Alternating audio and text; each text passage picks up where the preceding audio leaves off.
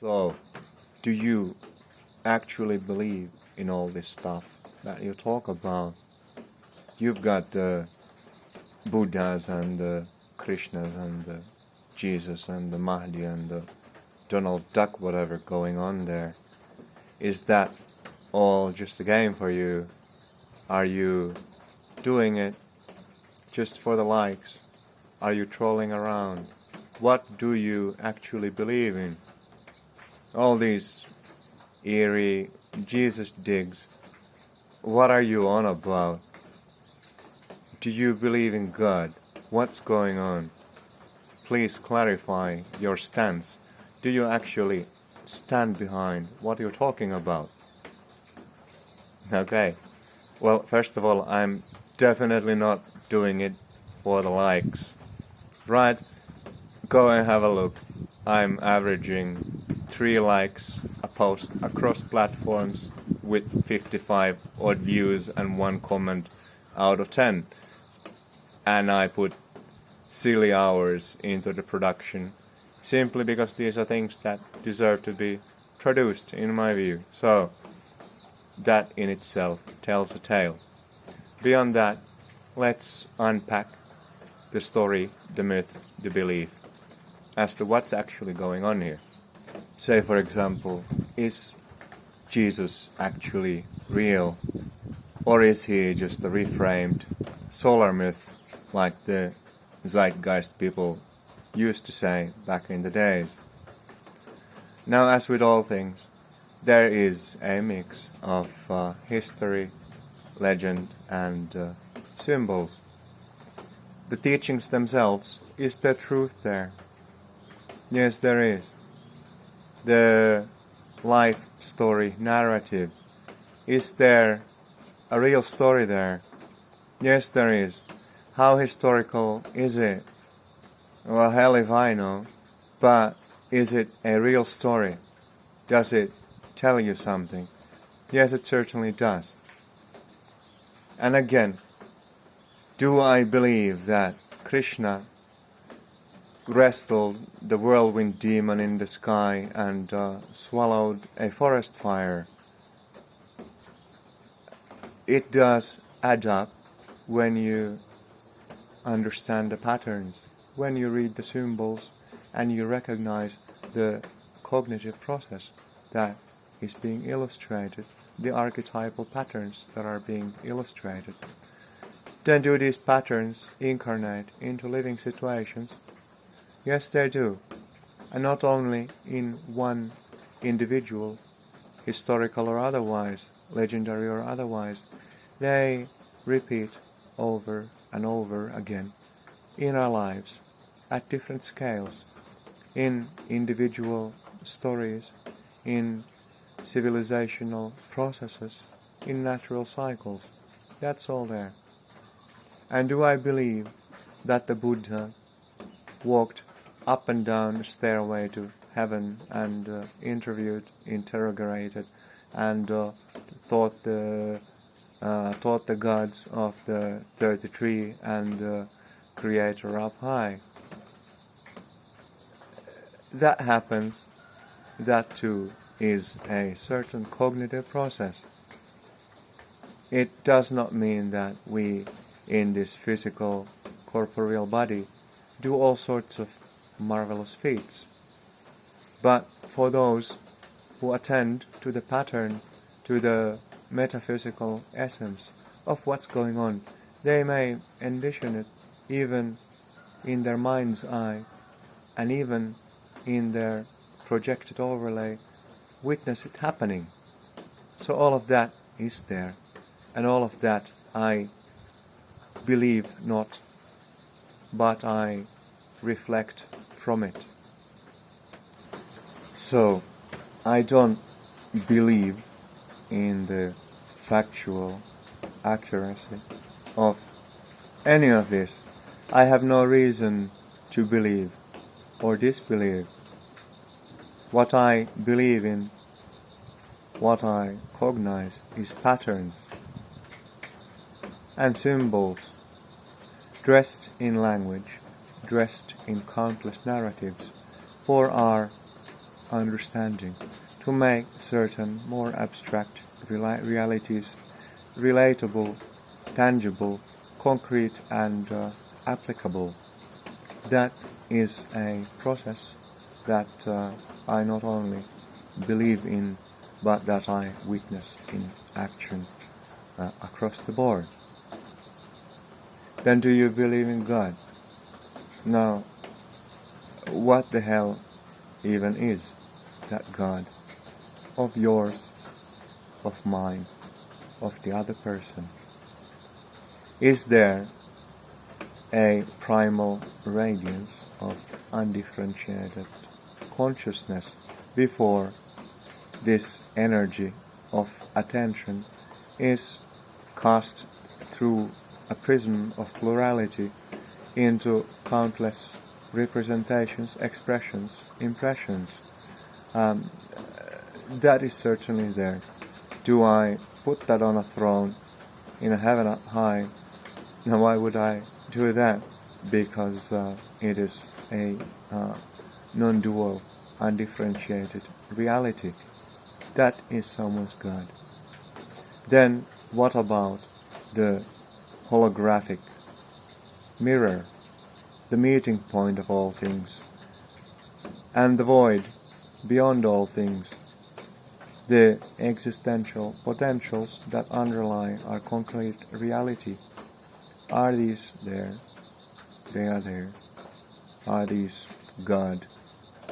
Well, that's up to you to determine, whatever your terms are. There are more concrete, more subtle realities. There are conditioned and unconditioned, composite and homogenic, uncomposed planes of reality, existence and consciousness. That's all there. It is not something to believe in, and believing in it is pointless. The only point in believing is that this belief brings your awareness to a certain framing. Through that framing, you get to recognize what's actually going on in this real life of ours. Then in short, do I believe in all these tales? No, I don't believe literally in any of these tales, including the tales of our lives. They too are made of symbols, a fabric of patterns. I believe, and I perceive, and I seek that weave and loom of patterns that is the underlying reality of all these stories unfolding in the countless legends, in the legends of our lives.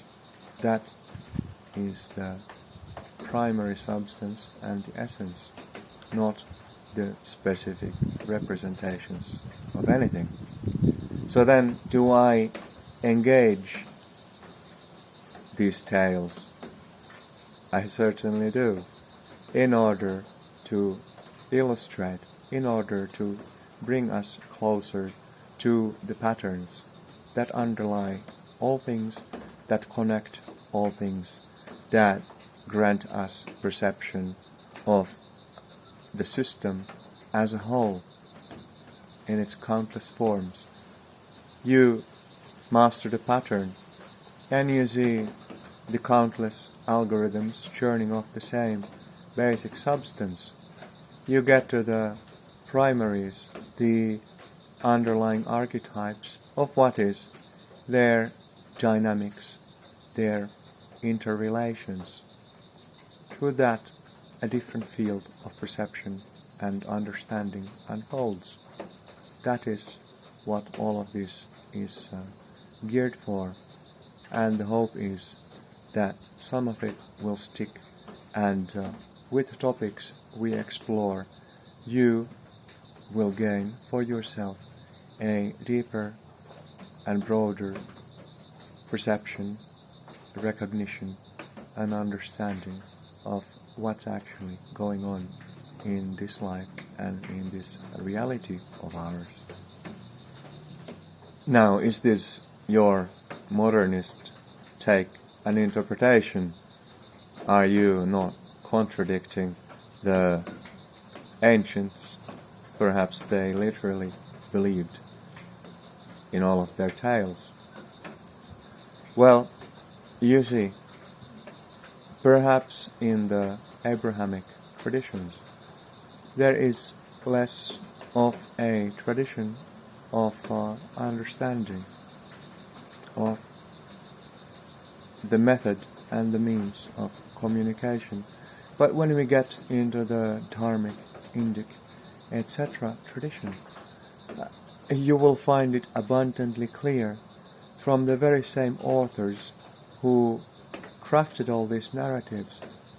The art of rhetoric, even the use of hyperbole, the function of similes, etc. These classical arts of composition, they're all used as means of communication. Even from the strata of, say, Vedic knowledge, the hymns, etc., rituals, distilled into Vedanta, the Upanishadic high philosophy, abstract and very intangible.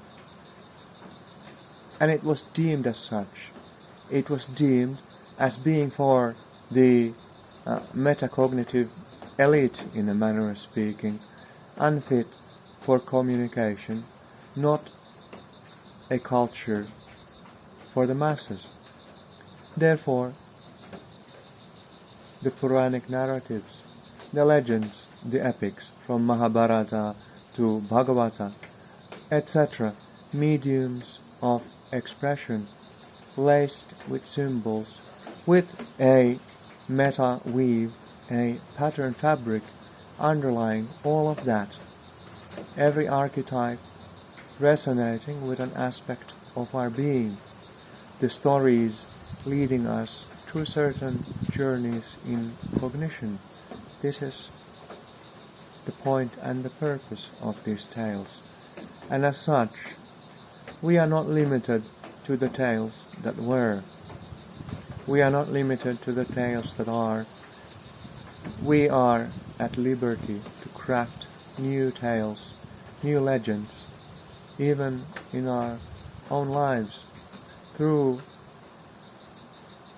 what we call middleware, an overlay, a dressing, a coating of the more primal symbols, the abstract patterns expressed via metaphors, via parables, via archetypal roles and storylines.